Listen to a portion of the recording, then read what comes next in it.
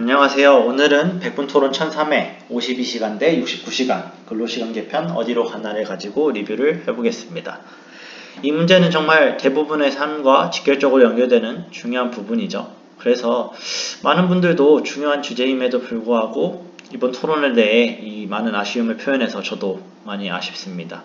다만 이 문제는 정말 다양한 입장들과 다양한 의견들이 공존하고 있기 때문에 우리 사회에서 좀 더 활발한 논의가 있으면 좋지 않을까 라는 생각을 했습니다.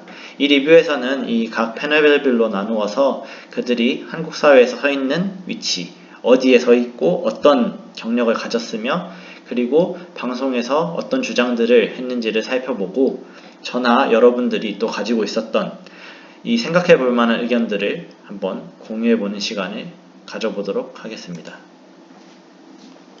먼저 최승로 패널입니다. 최승로 패널은 이번 토론회에서 가장 공감을 받지 못했던 것 같아서 아쉬운데요. 지금은 자유기업원 원장, 한국기독교경제학회 회장을 겸임하고 있습니다. 이 연구나 저서들을 보면은 이 작은 정부, 자유주의, 자유경쟁 이런 키워드들을 중심으로 이 관심사를 가지고 있다고 볼 수 있고 이 종합해 보면은 주진영 패널이 방송에서 지적했듯이 이 가부장적 견해를 바탕으로 한 자유주의적 입장을 가지고 있다고 볼 수 있을 것 같습니다. 그리고 또 많은 분들이 이번에 오해했던 부분이라고 생각하는데 사실 최승로 패널은 이 69시간제에 대해서 전혀 동의하지 않는 입장이고 오히려 69시간제든 52시간제든 이 정부가 규제하는 근로시간 제도에 대해서는 전면적으로 반대하는 입장이라고 할 수 있습니다. 다만 이제 다른 패널들과의 반대와는 다르게 이 정반대에서의 반대죠. 그래서 방향이 다른 반대라고 할 수 있을 텐데 그런 점에서 이 오해를 좀 산 게 아닐까라는 생각을 했습니다. 다음으로 최승로 패널은 이 법으로 일하는 시간을 강제하는 것은 자유의 침해라는 주장을 했는데 이 주장이 아마 최승로 패널이 이 문제에 가지고 있는 가장 기본적인 입장이라고 생각합니다. 이 점에서 이 최승로 패널은 개인이 노동할 수 있는 자유 그리고 기업이 성장하거나 투자할 수 있는 자유 이런 자유들을 이제 옹호하고 있는 것으로 보이는데 이런 점은 또 중요한 부분이죠. 저희 사회에서 중요한 부분이고 자본주의, 자유주의 사회에서 살아가는데 생각하지 않을 수 없는 부분이지만 또 한편으로 개인이 이 여가 생활을 자유시간을 즐길 자유, 다시 말하면 노동하지 않을 자유, 그리고 개인의 생존, 그 건강을 지킬 이런 권리들과 충돌하는 것이 사실이고 사실 우리나라의 근로 문화에서 생각해 볼 때 이 최승로 패널의 의견처럼 노동할 자유를 중시하는 거에 이 정책의 방향성이 가게 된다면은 어떤 부작용이 있을지에 대해서 저희가 고민을 하지 않을 수 없을 것 같아요. 다음으로 최승로 패널은 이 현재 제도로도 이미 많은 기업과 노동자들이 곤란을 겪고 있다라는 주장을 했는데 이 점에서는 최승로 패널의 이 논리를 한번 살펴볼 필요가 있겠죠.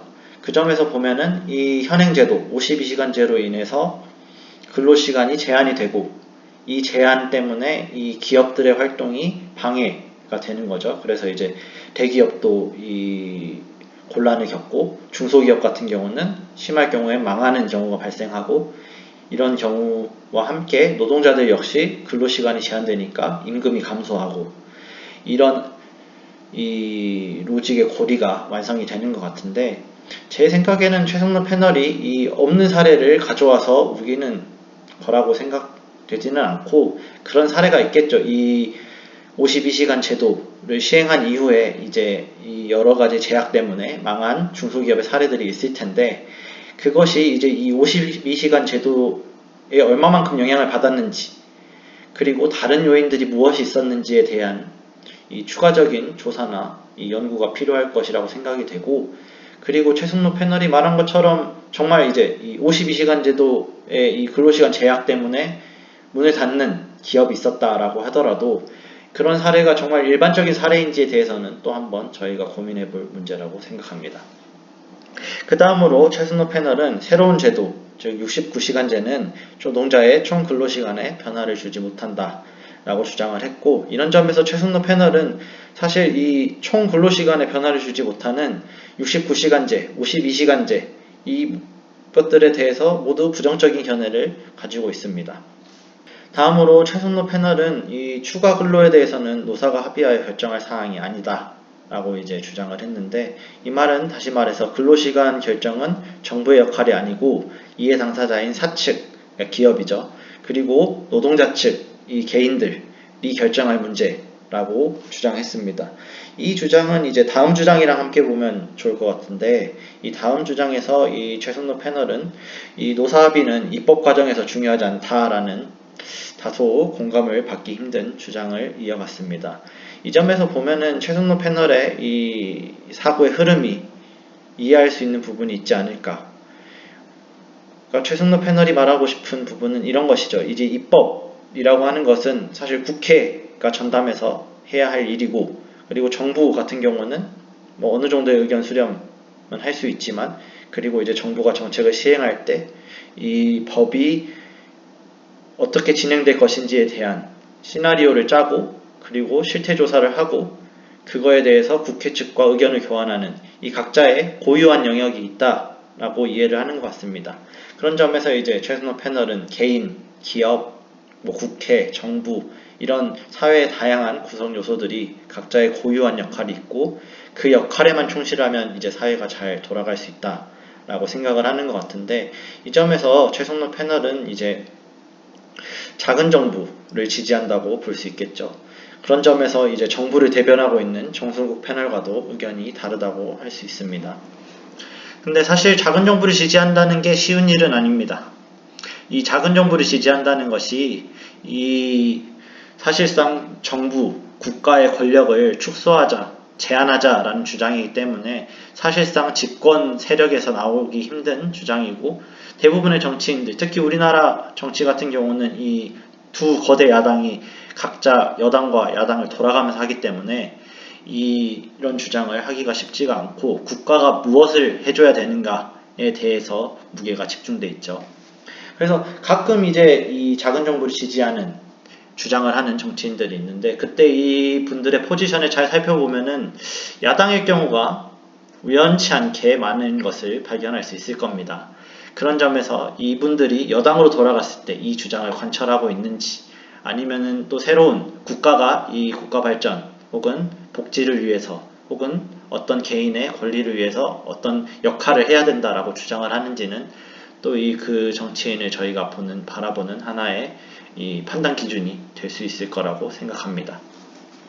사실 작은 정부의 이제 대표적인 시도가 공산주의죠. 공산주의 같은 경우는 이 국가 혹은 정부가 작아지는 걸 넘어서 소멸하는 것을 이제 궁극적인 목표로 삼고 있는데, 사실상 이를 실현하기 위해서 현실 단계로 제시한 것은 이제 프롤레타리아 독재라고 하는 노동자 집권당의 독재인 것이죠. 그래서 사실상 이 정부를 해체하고 작은 정부, 나아가서 이제 정부의 해체, 이 정복까지도 주장하고 있지만, 현실에서는 사실은 이 서방 혹은 이제 비공산주의 국가들이 주장하는 큰 정부보다 더 큰 정부. 근데 이제 정부가 주체가 아니죠. 정부가 주체가 되기보다는 이제 당이 주체가 돼서, 그 당이 사실 정부를 넘어서서 이 국가 자체가 돼버리는, 이 국가의 모든 것들을, 국가와 사회의 모든 것들을 통제해버리는 이런 시스템이 되기 때문에, 사실 작은 정부를 지향한다는 것이 쉽지가 않은 일인 것은 사실입니다. 다만 최순로 패널은 이런 입장에서 이제 주장을 하는 것 같고, 그런 점에서 본다면은 이 자유주의 안에서도 상당히 고전 자유주의에 가까운 입장을 가지고 있다라고 할 수 있고, 이 점은 이 최순로 패널이 공감을 사기가 매우 어려운 입장이라는 것들을 알 수 있게 해줍니다. 다만 이제 이 최순로 패널이 주장한 것들 중에 저희가 또 한번 생각해 볼 만한 주장 같은 경우는, 사실 오늘 주제인 근로시간에 대해서는 아니지만, 이 고용정책에서 이 예비 취업자, 실업자의 목소리가 중요하다라는 주장도 했는데, 이 점은 또 한번 생각해 볼 만한 부분이라고 할 수 있죠.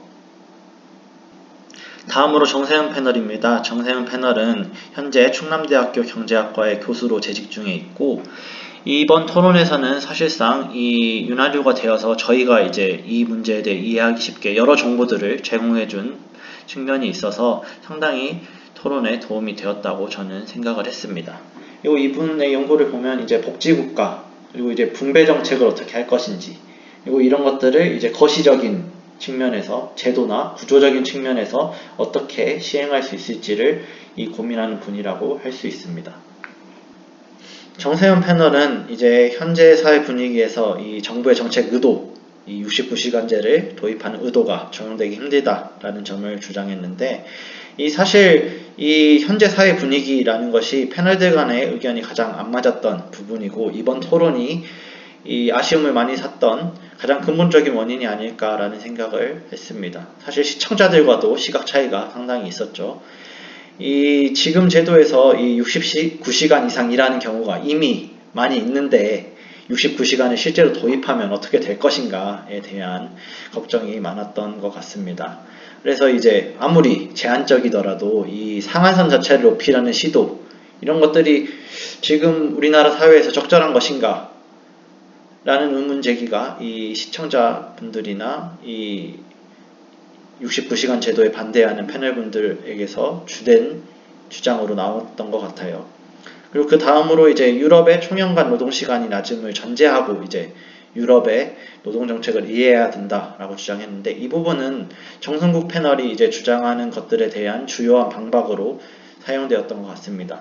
그래서 이제 유럽의 방향성, 선진적인 유럽의 노동문화, 노동제도, 이런 것들을 따라가더라도 이제 유럽이 갖춘 여러 조건들을 선제적으로 이제 해결할 필요성이 있다는 점들을 얘기하는 것이고, 그 중에 주요한 이 수치 중에 하나가 총연간 노동시간이죠. 저희가 이제 알다시피 이 유럽의 총연간 노동시간 우리나라에 비해서 상당히 적기 때문에 이것을 전제로 구성되어 있는 유럽의 노동 제도를 우리가 그대로 따라갈 수 있는지에 대해서 많은 의문이 있는 것 같습니다. 그리고 그 다음으로 이번 제도가 시행된다면 이제 노동자들의 근로시간이 늘어날 것이다.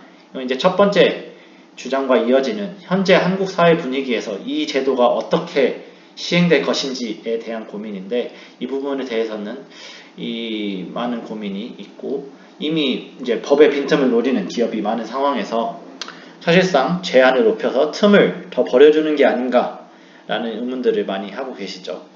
그래서 이제 제도, 법을 시행할 때 예상되는 오남용을 이제 경계해야 되는 것은 이제 저희가 아무리 하더라도 부족하죠. 항상 경계하고 이 부작용이 최대한 적게끔 하는 것이 이제 정부, 그리고 이제 이 정책을 시행하는 정책 입안자분들의 이 역할이기 때문에 이 부분은 충분히 저희도 공감할 수 있는 주장이었다고 생각을 합니다.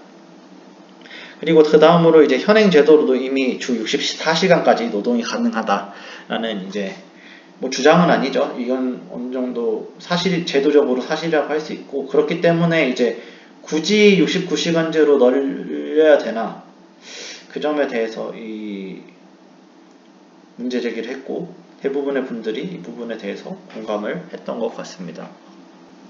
다음으로 정승국 패널입니다. 정승국 패널은 이제 소위 말하는 정부 측 패널이라고 할 수 있겠죠. 이 정책이 어떤 점에서 이제 도입이 추진됐고, 그리고 이 정부가 기대하고 있는 효과는 무엇인지, 그리고 어떤 식으로 시행을 할 것인지, 이런 이 정부의 이 청사진을 설명하는 입장에서 이번 토론에 참여했다고 할 수 있습니다.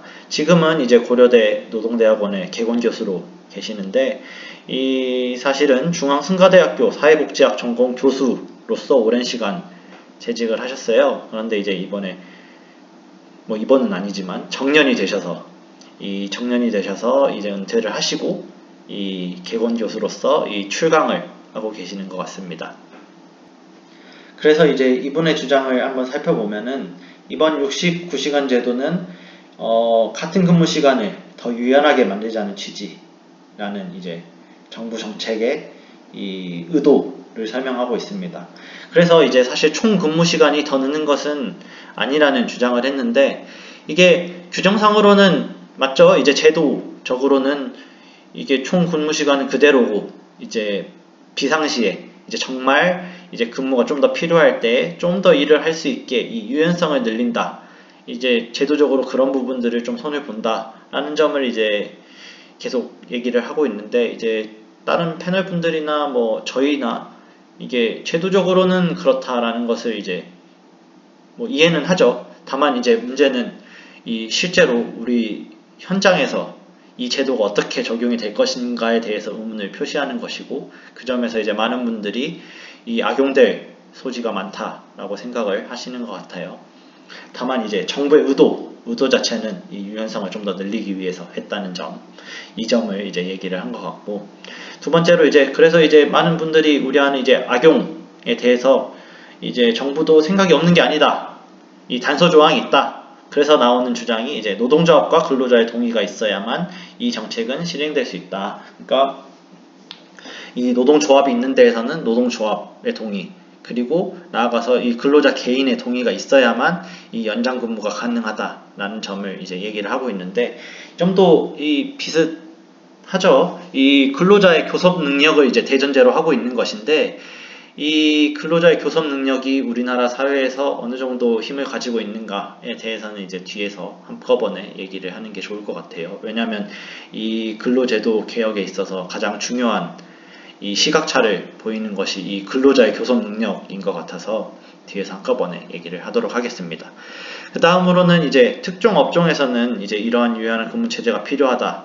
그렇기 때문에 이 69시간제를 도입했다라는 이제 좀 더 핀포인트로 이 동기를 설명하는 것인데, 이것 역시 또 말은 맞죠. 이 사례로 이럴 때 이제 게임이나 IT 업계가 자주 소환이 되는데, 혹은 이제 이 마감이 급한 특정 업종에 있어서는 이제 이 최승로 패널 같은 경우는 이제 제조 업종을 예시로 들었고, 이런 업종에서 가끔 이제 주문자의 요구가 급박할 때 급하게 일을 해야 될 상황이 많이 나온다.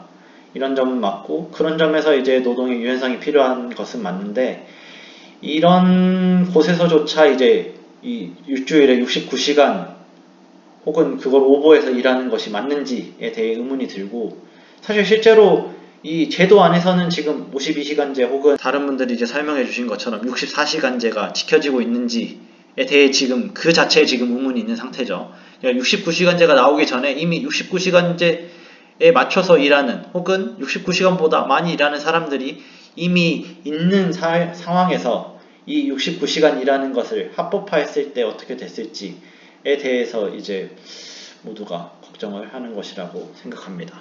다음으로 이제 이 부분인데, 이 근로자 측이 사측과 충분히 교섭이 가능하다.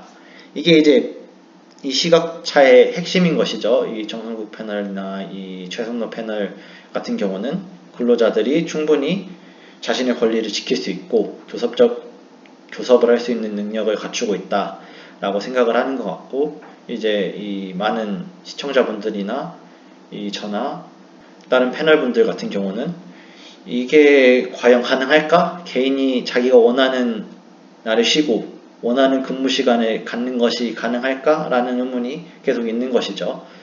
그래서 이제 이 부분에서 이제 얘기가 나오는 대표적인 수치라고 한다면은 노동조합의 조직률이 우리나라가 14%라는 것이죠. 그러니까 사실상 이 일을 하는 분들 중에 대부분의 분들이 노동조합이 없는 상태에서 노동을 하고 있는 거죠. 그러니까 이제 자신을 대변할 기관이 없고 자신이 직접 나서서 자신을 대변해야 되는데, 이제 상대방은 사측이라고 흔히 말하는 개인이 아닌 것이죠. 이 사실상 갑의 입장에 있는 교섭 대상으로 자신이 어떻게 교섭 능력을 발휘할 수 있을지 어려운 문제라고 할 수 있는데, 이 점에서 이제 또 하나 흥미로운 포인트가 정승국 패널 분이 말씀하신 이 교섭 능력이 있다라고 얘기하는 근거로 이제 중소기업에서 60% 이상이 휴가를 자유롭게 쓴다라는 조사 결과를 얘기를 했는데, 사실 이 부분 또 이 모두가 들었을 때 조금 의문이 들기는 하죠. 사실상 휴가를 자유롭게 쓰는 것은 당연히 그래야 하는 게 아닌가. 당연히 휴가를 자유롭게 써야 되고, 사실상 100%에 가깝게 목표를 잡고 사실상 90% 이상이 나와야 사실 중소기업의 휴가, 연가를 사용하는 문화가 나름 정착됐다라고 얘기할 수 있는 게 아닌가 하는데, 이게 반이 넘으니까 또 이제 꽤나라고 뭐 얘기를 못하냐 하면은 또 못하는 건 아닌 것 같은데, 사실 제 입장에서도 이 60%라는 수치가 막 이상적인 수치로 보이진 않아요. 그 점에서는 이제 다른 분들도 그렇게 생각하는 분들이 좀 있지 않을까라는 생각을 하고 있죠. 근데 이제 또 교섭권이 없는 건 또 아니죠. 이제 개인이 교섭을 할 수 있죠. 그리고 우리가 이제 할 수 있는 가장 강력한 교섭권이라는 거는 이제 모두가 가슴에 한 장씩 품고 있다는 사직서를 가지고 이제 교섭을 하면 이제 교섭이 되긴 하는 거죠. 근데 이제 교섭을 할 때 이 사실 임금 문제도 있고 뭐 근로시간 문제도 있고 휴가 문제도 있고 그래서 이제 교섭을 항상 해야 되는데 그 교섭을 할 때마다 이거 안 들어주면은 사직하겠습니다 이런 이 자신의 생존을 담보에 두고 교섭을 해야 된다는 거는 이거는 통상적으로 쓸 수 있는 교섭권이라고 보기는 힘들죠. 이건 최후의 수단으로 이제 항상 가슴에 품고 있는 것이지 이 사직이라는 용어를 쓰지 않고 이 개인이 이 사측과 당당하게 교섭을 할 수 있는 게 과연 쉬운가? 이 점에 대해서는 아직 저희 사회도 갈 길이 멀지 않나라는 생각을 하게 됩니다. 그리고 제도 수립에 있어서 이 충분한 의견 수렴이 있었냐라는 질문에 대해서 정국 패널은 충분한 의견 수렴이 있었고 본인도 이제 여러 이 현장을 찾아가서 이제 얘기를 들었고 뭐 필드워크를 다녀왔다 이런 얘기를 하는데 실제로 이제 필드워크를 갔냐 마냐를 뭐 논쟁의 거리로 두고 의심할 필요는 없을 것 같아요. 실제로 가셨겠죠. 가셔서 이제 얘기도 들어보고 뭐 어떤 점이 힘든지 이런 제도가 시행되면 어떤 점이 좋을 것 같은지 이런 면접 뭐 설문도 진행을 하고 이런 점들이 없을 수 없으니까 실제로 했을 것 같은데 이제 저희가 이제 거기서 고민을 해야 되는 것은 이것이 이제 어느 정도의 대표성을 가지고 있는지 사실 모든 기업, 모든 사람들을 할 수는 없으니까 일단 특정한 대상을 가지고 이런 연구를, 조사를 진행을 할 텐데 그분들이 가지고 있는 대표성이 어느 정도인지를 또 한번 따져봐야 되고 그리고 사실상 이제 의견 수렴을 위한 이 노력들, 이 정부가 했다는 노력들이 뭐 사실 저희는 모르죠. 이 말하기 전까지 뭐 다른 홍보가 있는 것도 아니고 우린 이런 걸 합니다. 뭐 이런 얘기들이 막 뭐 적극적으로 이게 홍보가 됐던 게 아니고 근데 이제 이 반대편 입장에서 이제 그런 의견 수립을 하지 않지 않았냐라고 물어봤을 때 사실은 했다. 이렇게 말하는 것에 대해서 이제 저희가 얼마나 진정성을 느낄 수 있는가 이런 점들은 조금 이제 이 실제로 했다고 하더라도 이 정부 측이 미숙한 부분이 있지 않았나라는 생각이 듭니다. 다음으로는 이제 이 의견 대립이 첨예한 분야에서 합의만이 능사는 아니다 이런 주장을 해서 또 조금 반발을 샀던 것 같은데 이 점은 또 아예 틀린 말은 아니에요. 이제 또 저희가 생각을 해보면은 뭐 이해할 만한 부분이 있죠. 이 결단이 필요한 순간이 있죠. 사실 그렇기 때문에 저희가 정치인도 뽑고 어떤 뭐 사장이나 회장들이 있고 그 사람들이 이제 이 소위 말하는 상급자들이 있을 때 이 결단이 필요한 순간에 결단을 해주는 것이죠. 혹은 이제 이 저희 같은 경우는 다수결의 원칙이라는 것이 있어서 이런 결단자가 없을 경우에는 다수결로 의견이 한쪽이라도 더 많은 쪽으로 저희가 판단을 하게 되는 것이죠. 근데 이제 이런 것들이 이제 합의의 시도나 이제 의견의 수렴 과정 이런 것들이 필요 없다는 것은 또 아니죠. 이제 그런 것들을 하고 충분히 계속 의견 수렴을 했을 때 이제 정 결단을 할 수 없을 때 이제 최후의 수단으로서 이런 결단이 있을 수는 있지만 그런 결단도 이제 두 입장이 있다고 하면 한쪽의 손을 온전히 들어주기보다는 어느 정도 양쪽이 조금 수용할 수 있는 불만은 있지만 수용할 수 있는 절충안을 제시하고 그리고 개선을 시도해 보겠다는 의사표시로서 이런 결단이 활용되어야 되지 이제 이 의견 대립이 첨예한 분야가 있고 여기서 의견 수렴이 어렵고 그렇기 때문에 합의가 능사가 아니다 그럴 수 있는 주장인데 이게 정부 측 대변 입장에서 이런 얘기를 하면은 오해를 사기 딱 좋죠. 이 합의를 안 하겠다는 얘기인 거죠. 그런 점에서 반발을 좀 산 것 같은데 합의를 무조건 해야 된다는 것은 아니지만 합의를 하려는 노력 그리고 이제 합의를 위한 의견 수렴 이런 것들은 정말 중요하고 절대 빠질 수 없는 과정이라고 할 수 있습니다. 그 다음에 이제 또 이 비판들, 이 오남용 그리고 지금 한국 사회의 문제점을 이제 개선하기 위한 부분으로서 이제 중소기업의 노동조합에 대한 추가 입법이 준비 중이다라는 이제 얘기를 했는데, 이 부분이 사실 정성국 패널이 말한 여러 의견들 혹은 정보들 중에서 가장 저희가 주목할 만한 부분인 것 같아요. 이 중소기업의 노동조합이 미비하다는 인식이 정부에 있는 것이죠. 그리고 이것을 개선하려는 시도를 하고 있다는 점에서 저는 굉장히 긍정적으로 볼 수 있는 부분이라고 저는 생각을 했고, 이것과 동시에 또 하나 이제 중요하게 저희가 볼 수 있었던 부분은 이 총 근로시간이 이렇게 많은 근본 원인을 이제 정성국 패널 같은 경우는 일상적으로 하는 근무의 평균치가 높기 때문이 아니라 저희가 유급휴가가 부족해서 그런 것이라는 의견을 제시했는데, 이게 아마 정부에서 기본적으로 가지고 있는 입장인 것 같아요. 이 중소기업 같은 경우는 노동조합, 이게 이 노동자들 대표할 만한 적당한 기관이 부족하고, 그래서 교섭력이 살짝 부족한 부분이 있고, 그리고 이 유급휴가가 부족하기 때문에 근로시간이 많은 게 아닌가. 그래서 유급휴가를 많이 쓸 수 있게 더 늘려주고 이 자유롭게 쓸 수 있는 제도를 보장하자는 이런 두 가지 방향성을 바탕으로 이 노동 제도를 준비하는 것 같아요. 그래서 이 자체는 뭐 나쁘지 않은 것 같은데, 사실은 일상적인 평균적인 근로 시간도 많기는 하죠. 제 개인적인 생각이지만 아직도 좀 많은 것 같아요. 그 자체도 줄어들고 유급 휴가도 조금 늘어가는 방향으로 이 양방향에서 조금 접근을 했으면 좋겠다는 생각을 했고, 정부의 기본적인 입장은 제도를 바꾸면 이 기업들이 그대로 따라올 것이다 라는 게 전제인 것 같아요.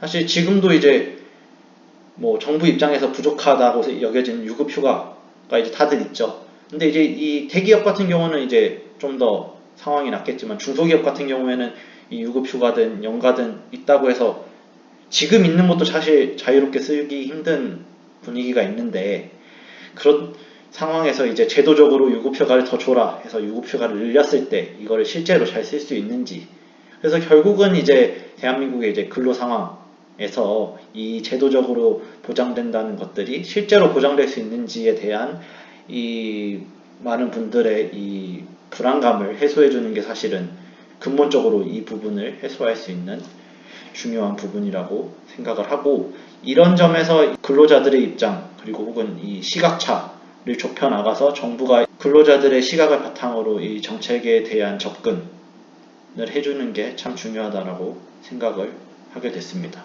다음으로 주진영 패널인데요. 주진영 패널은 사실 가장 인지도가 있는 패널이었죠.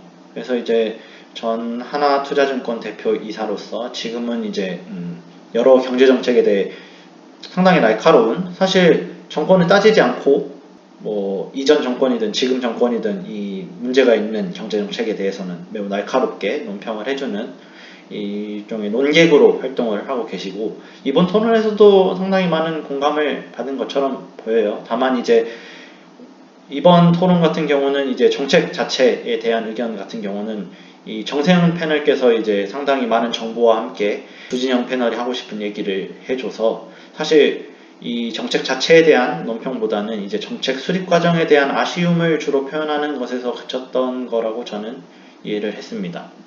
그래서 이제 주진영 패널의 이제 가장 주요한 의견은 이 기존 정책 52시간제가 이제 성과를 보이곤 있죠. 이제 근로시간 감소라는 성과를 보이곤 있는데, 여전히 이 성과가 부족했고 좀 더 개선을 해서 이 제도를 좀 더 보완 강화하는 게 중요하지, 새로운 제도를 도입할 필요가 있는지에 대해서는 근본적으로 의문을 가지고 계시는 것 같아요. 그리고 그 다음 주장으로는 이제 69시간제 같은 경우는 근로시간을 늘릴 수 있는, 여기서 늘릴 수 있다라는 거는 실제로 법적으로 상한선을 늘려줬을 때 어떤 오남용, 악용이 있을 수 있을지에 대한 걱정이라고 저는 이해를 했는데, 그런 가능성을 가지고 있는 새로운 정책은 적절하지 않다라는 점에서 이번 정책에 대해서 반대를 한 것이고, 그 다음으로는 이제 정책 도입에서 충분한 의견 수렴이 부족했다.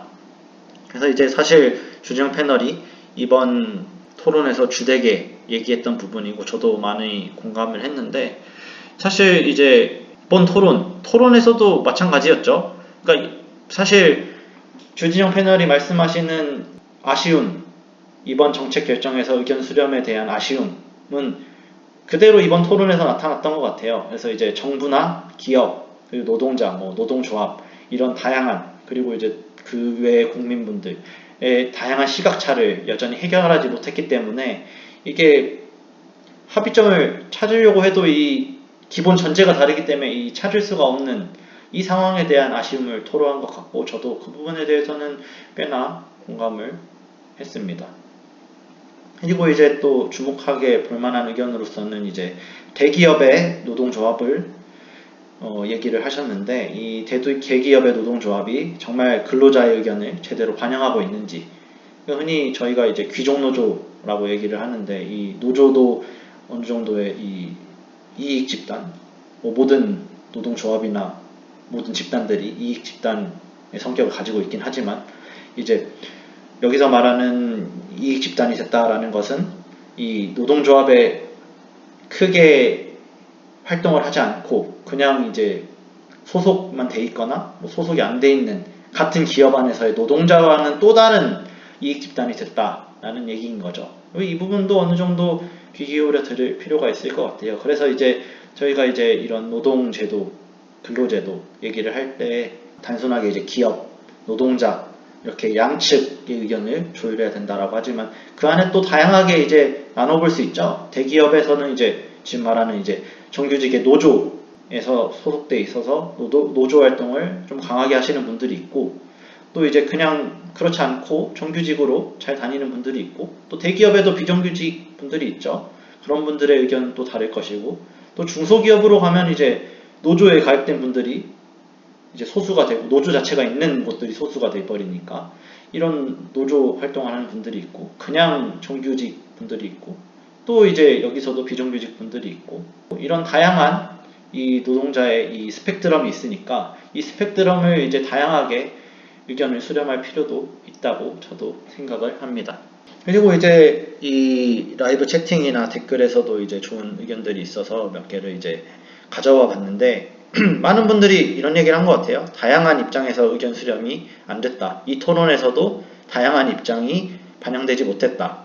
많은 분들이 말하는 게 이제 현장을 모른다. 다들 직접 해봐야 된다. 근로자 측의 이제 입장이 많이 반영된 것 같지 않다라는 얘기를 하고 있죠. 실제로 이제 패널 4분 모두 이제 이 근로자 입장을 대변한다고 보기는 쉽지 않을 것 같은데, 주진영 패널이나 이제 이 정승국 패널, 최선노 패널, 그리고 이제 정세영 패널 다 어떻게 보면 또 근로자라고 보지 않을 건 없죠. 이 교수도 사실은 근로자인 것이고, CEO도 근로자긴 하지만, 이제 저희가 흔히 이해하는 이 노동자의 범주에 다리를 걸친 정도의 이 온전히 이제 근로자의 입장을 대변한다고 보기는 쉽지 않은 것 같아요. 그런 점에서 이제 많은 분들이 근로자 대표를 이 토론에 참여시켜야 했던 게 아닌가라는 얘기를 했고, 그 점에서 저도 공감을 하고, 최소한 이번 토론에서는 그렇지 못했지만 의견 수렴할 때는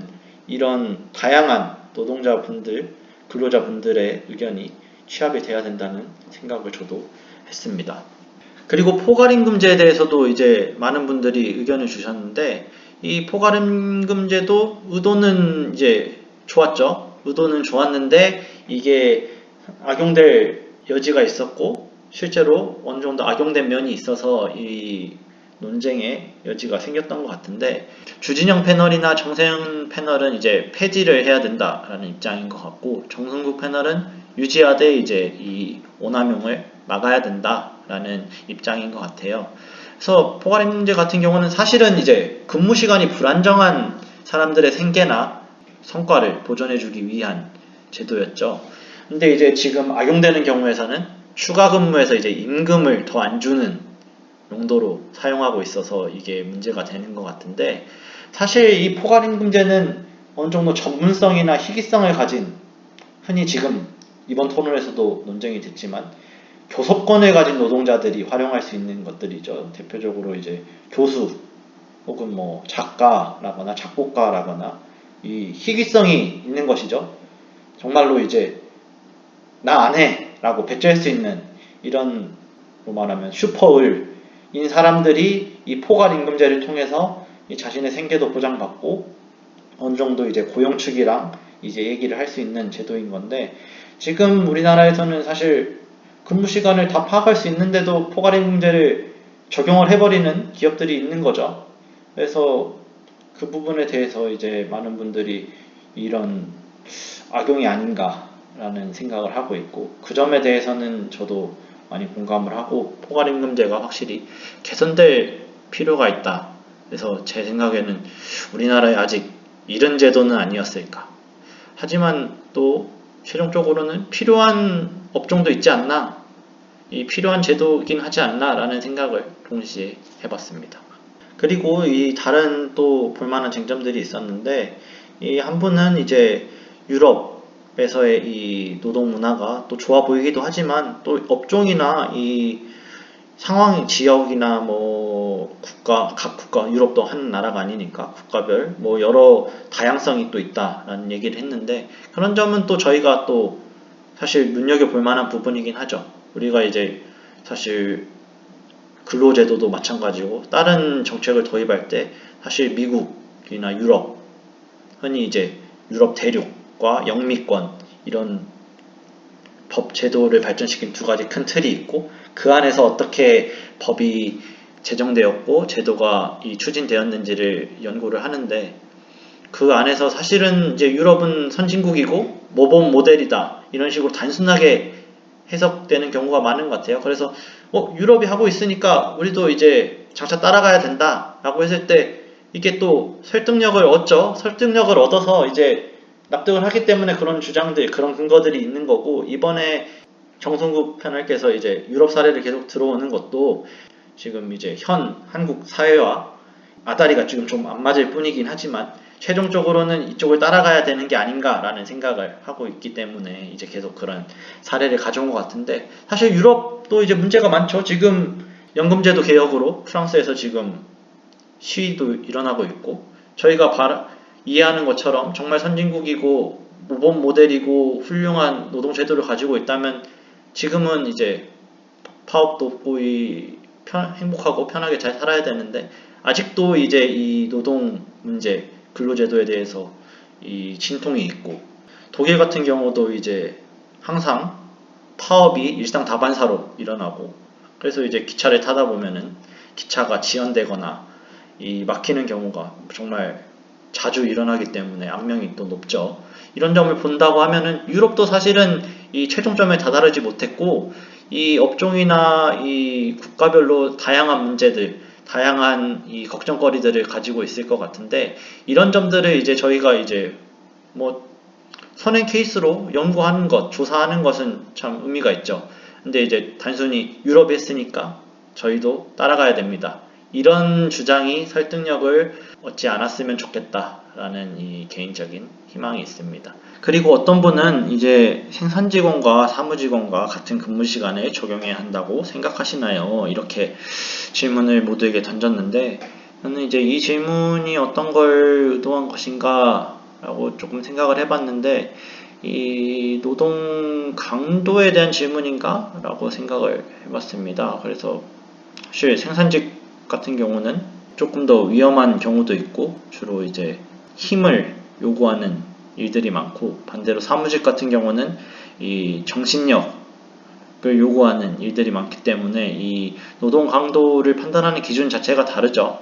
그렇기 때문에 이제 근무 시간이나 노동 강도를 어떻게 다르게 볼 수 있는지, 아니면 그냥 퉁쳐서 하나로 이 생산직원의 1시간과 사무직원의 1시간은 같은 것이고 같은 돈을 받아야 되는가, 뭐 이런 질문을 했다고 저는 이해를 했고, 저는 그 점에서는 달라질 수 있다고 생각을 해요. 다만 이제 이게 시급으로서 이제 하나로 기준이 통일이 돼 버리니까 이게 가끔씩은 같은 시급, 같은 월급을 받을 수도 있겠지만 이 판단하는 기준들이 다르겠죠. 이제 생산직 같은 경우는 아무래도 안전수당 같은 것들이 좀 더 붙어야 된다고 저는 생각을 하고, 각자 하는 일에서 만들어지는 결과물, 이 생산품이 어느 정도의 부가가치를 가지고 있는가, 또 어느 정도 이제 이런 시급에 영향을 줄 수 있고, 이런 점에서 이제 되게 다양하게 적용이 됐으면 좋겠다라는 생각을 하고 있습니다. 그리고 다음 의견이 이제 사실은 이번 토론의 핵심이죠. 그래서 이 시각차를 줄이려면 어떻게 해야 되나? 의견 수렴을 하려면 어떻게 해야 되나? 사실 제도를 그대로 일단 시행을 하는 게 중요하죠. 그러면 이제 정부는 제도가 그대로 실현되고 있다는 전제하에서 논의를 할 수 있을 것이고, 그리고 제도가 그대로 실현된다면은 이제 노동자나 이 다른 입장에 서 있는 분들도 이 같은 전제 조건에서 논의를 시작할 수 있으니까, 제도를 수정하는 것보다 더 시급한 게 지금 있는 제도를 그대로 실행할 수 있도록 정부가 이제 지원하고 규제하고 하는 부분인데, 그래서 저는 이제 현재의 제도에서 이제 이 제도가 그대로 잘 시행될 수 있도록 규제나 지원이 필요하지 않나라는 생각을 하고, 다만 이제 지원 같은 경우는 이제 정부의 지원에 이제 중소기업이 과도하게 의존하게 돼버리면 이게 또 문제가 될 수 있기 때문에, 그 점은 항상 또 견제를 하면서 이제 정부가 이 기업에 대해 적절한 조치를 취해야 되지 않을까라고 생각을 했습니다. 그리고 제가 이제 얘기하고 싶은 다른 쟁점들이 몇 개 있어서 가져와 봤는데, 일단 윤석열 대통령이 이번에 이제 60시간 근무하는 게 과하고 건강에 이제 해를 줄 수 있을 거라고 생각한다라는 취지의 발언을 해서, 이제 사람들이 그러면 69시간 제도를 왜 하죠? 이 정책이랑 말씀하시는 게 다른데요? 이런 비판을 많이 받았죠. 그래서 토론에서도 이제 이 부분에 대해서 좀 논의가 됐었던 것 같고, 그런데 이제 제 생각에는 이 발언이 사실은 윤석열 대통령과 정부의 이 입장을 이해하는 중요한 단서라고 저는 생각을 했어요.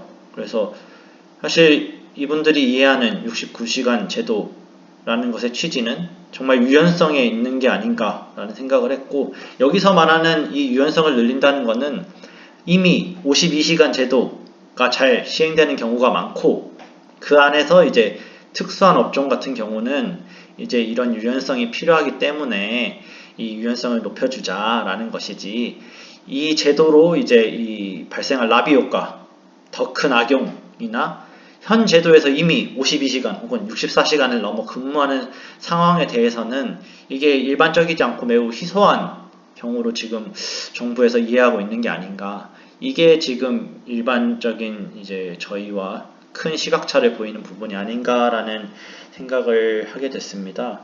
그래서 이제 정부의 입장 같은 경우는 이런 거죠. 지금도 그렇고 69시간 제도를 도입해도 실제로는 60시간 이상 노동하는 사람 별로 없고, 정부가 주장하는 이제 몰아하고 몰아쉬기 이런 경우가 이제 가능해질 뿐이지, 이게 이제 정기적으로 그렇게 이벤트처럼 발생하는 게 아니고, 특수한 상황에서 어쩌다 한번 몇 년에 한 번씩 69시간 한 번 할 수 있다. 근데 그거를 풀어주려고 하는 제도다 라고 이해하고 있는 건 아닌지, 이런 힘이 들고, 그런 점에서 보면은 이제 이런 제도를 추진하는 목적이나 의도를 이해는 할 수 있지만, 사실은 우리나라의 이제 근로 상황과는 상당히 동떨어졌다는 점에서는 상당히 아쉬운 점이라고 할 수 있습니다. 그래서 이제 이런 시각차를 어떻게 줄일 수 있을 것인가가 사실 우리가 이제 얘기해야 되는 진짜 중요한 주제가 아닌가라는 생각을 했습니다. 그리고 이제 결국 중요한 거는 이거죠. 이제 대한민국 근로문화 어떻게 가야 되나. 사실 이번 토론, 그리고 이제 앞으로 노동개혁이나 근로자들의 이제 권리를 보호할 때 가장 중요하게 얘기될 문제라고 생각을 합니다. 이 문화 자체가 애초에 좀 개선되지 않으면은 사실상 제도를 바꿔가지고 이게 어떻게 해결될 문제가 아니라는 점을 모두가 지금 얘기를 하고 있는데, 이 부분에 대해서 이제 정부는 사실 할 수 있는 게, 가장 직접적으로 할 수 있는 거는 이제 제도를 바꾸는 거죠. 그래서 이제 거기서부터 시작을 하겠다고 얘기를 하는데, 사실 정말 그게 좋은 개혁이 되려면은 지금 말한 이런 문화를 바꾸는, 그리고 지금 현 제도를 정상적으로 운행할 수 있도록 규제나 지원을 해주고, 그게 이제 어느 정도 궤도에 올랐을 때, 이런 제도 개선을 시도했을 때, 그래야 이제 조금 더 이제 공감을 얻을 수 있고, 제도도 좀 더 잘 이제 정부가 의도하는 대로 좋은 쪽으로 잘 이제 추진될 수 있다고 생각을 하는데, 이런 부분이 이제 많이 빠진 채로 이제 그냥 제도를 좀 개선을 해야 되는 게 아닌가. 그리고 그 제도의 개선의 방향성도 근로시간을 시간을 좀 더 줄이는 방향이 아니라 총 근로 시간은 같더라도 근로의 일주일에 할 수 있는 근로의 상한선을 높이자, 이런 식으로 이제 제도를 바꾸기 때문에 조금 이제 반발이 심한 게 아닌가라는 생각을 하고, 이런 점은 조금 안타깝지 않나. 그래서 이제 유럽의 이제 제도들을 본받을 게 많긴 하지만 유럽의 이제 노동 문화, 근로 문화는 또 다르니까 그런 것들을 감안을 해야 되고, 이제 앞서 얘기했던 포괄임금제 같은 경우도 취지는 좋지만 이게 악용되는 이 상황에 대해서 이 부분에 대한 개선이 우선적으로 이루어져야 되지 않나라는 생각을 했습니다. 그리고 이제 이 몇 분 댓글에서 본 건데, 이제 저도 그렇게 생각을 하고, 이게 업종별로 다른 제도를 할 수는 없나? 이 토론에서도 이제 질문으로 나왔었던 것이죠. 이런 얘기를 하는데, 저도 이게 사실은 이상적이고 노동개혁의 이제 일종의 최종 목적지의 하나라고 생각을 하는데, 사실 이제 현실적인 문제가 있는 것 같아요. 이제 논의부터 입법까지 지금 퉁쳐서, 모든 노동을 퉁쳐서 하는데도 지금 오랜 시간이 걸리는데, 이 업종별로 다 다른 걸 하려면은 어느 걸 우선해야 될지부터 이제 논의하는데 이제 상당한 시간이 소요될 거고, 그런 시간 소요를 고려했을 때 사실 지금 우리나라의 현 노동 현실이 그런 시간을 감당할 수 없을 정도로 사실 조정이 필요한 상황이잖아요. 근로시간이 상당히 높죠. 그렇기 때문에 이제 큰 얼개를 짠다는 느낌에서 이제 전체적인 노동시간을 전체적으로 줄이고, 그 안에서 이제 세부적인 업종은 추후에 이제 하려는 게 아닐까, 그런 장기 플랜이 있진 않을까라는 기대를 소소하게 해봅니다. 그리고 이제 그렇게 돼야 된다고도 생각을 하고요. 그런 점에서 이제 업종별로 다른 이 근로제도를 가지는 것은 정말 이제 그렇게 됐으면 좋겠다고 생각을 합니다. 그래서 이제 이번 토론은 참 많은 분들이 기대를 했는데 이제 아쉬운 점이 많았죠. 각자 이제 원래 준비한 주장을 이제 반복하는 데서 그치고, 서로 이제 가지고 있는 입장을 바탕으로서 그러면 어떻게 절충안을 찾을 수 있을까? 그럼 어떻게 하면 좋게 갈 수 있을까에 대한 논의로 발전하지 못했다는 점에서 이제 많이 아쉬운 논의였던 것 같습니다. 사실은 이제 이 52시간제, 69시간제에 대한 논의에서 시작을 했지만 전반적인 근로시간, 그리고 이제 근로 실태에 대한 개선 방향까지도 논의가 됐으면 참 좋은 토론이었다 라고 할 수 있을 텐데, 그게 안 돼서 좀 아쉬웠었던 것 같습니다. 하지만 이런 자리가 계속 만들어져야 되고, 이제 많은 이 의견 수렴 과정 그리고 토론 과정이 필요하다는 점은 모두가 공감을 하고 있다라고 저는 생각을 하고 있습니다. 그럼 오늘 리뷰는 여기까지로 마치도록 하고 다음 리뷰 영상에서 찾아뵙도록 하겠습니다. 모두 좋은 하루 되시고 다음에 뵙겠습니다.